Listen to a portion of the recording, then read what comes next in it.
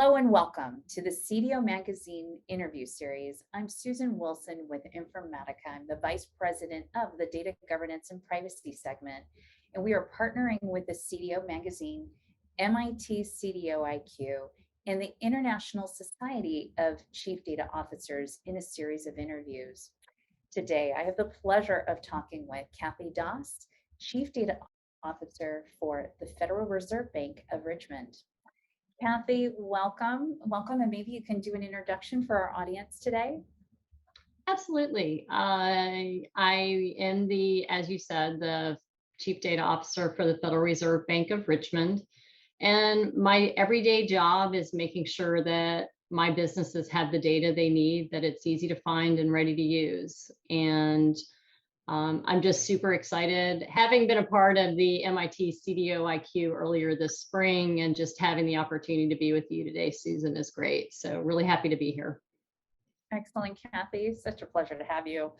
Let's start off this first question.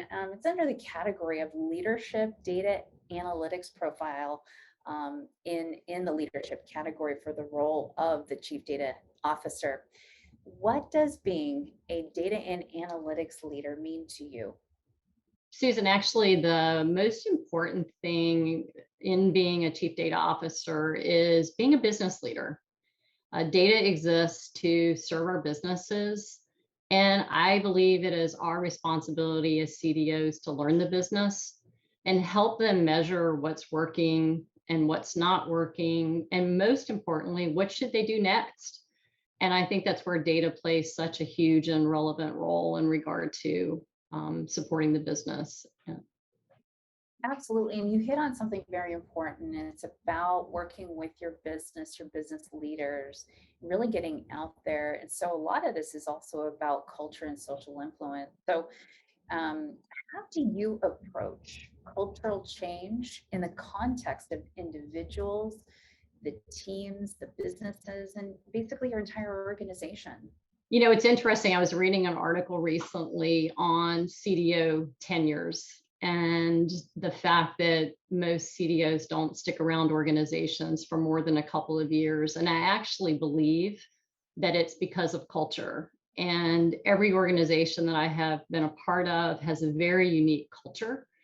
And I think you have to approach the job of CDO with an open mind and watch the organization and learn how others create change before you try to create change yourself.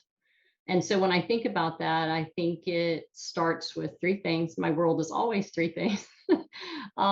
It's listening through our data ears. So when I sit down and talk to my business partners, I am always listening for data, whether they're talking about data, but I'm always listening as they're trying to share with me what they're trying to accomplish.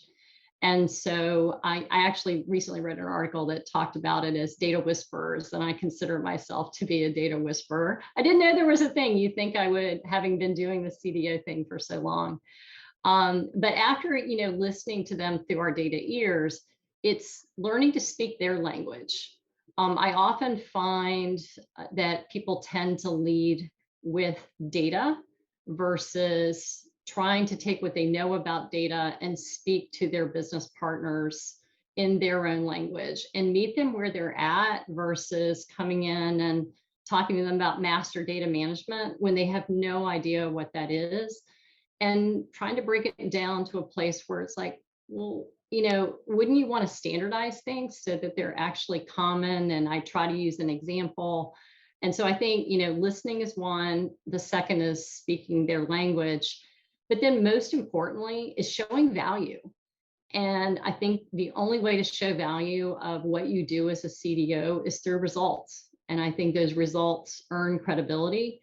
And then I think it just builds from there. But the culture change to me is super important. And I would encourage anybody that's out there to learn your organization before you try to create change, because coming in with I have a cookie cutter approach to doing this, and I'm going to make people do this.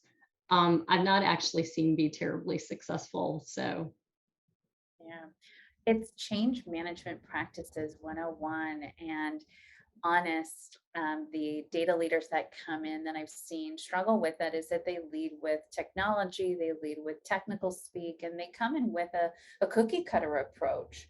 But your businesses, your lines of businesses can be different, and even within them, the sub functions as well. So, what advice? We've got a number of folks that listen to this series that are just entering in, or perhaps they're struggling in their current role. So, what advice would you give to others seeking to increase their leadership profile, knowing all of this? Yeah, I think you just mentioned a couple of them, right? Which is the listen and learn the business. It really is, it is absolutely critical that if you're starting in an organization and starting to build a data practice, that you know your topic. And so once you know your topic, you need to go learn theirs. And why is data important to them? And it should support what they do. And take what needs to be done, once again putting it back in their language, and really truly showing value with base hits. I think a lot of times too, people, oh well, here's the dama wheel and this is what we need to do. And it's not about data for data's sake. It really truly is all about making sure that we're showing results and we're showing value through our data leadership. Absolutely.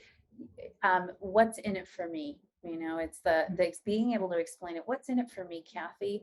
Why is this so important to me? You're speaking a different, maybe I don't understand it, but help me understand. So those are critically important. Great points.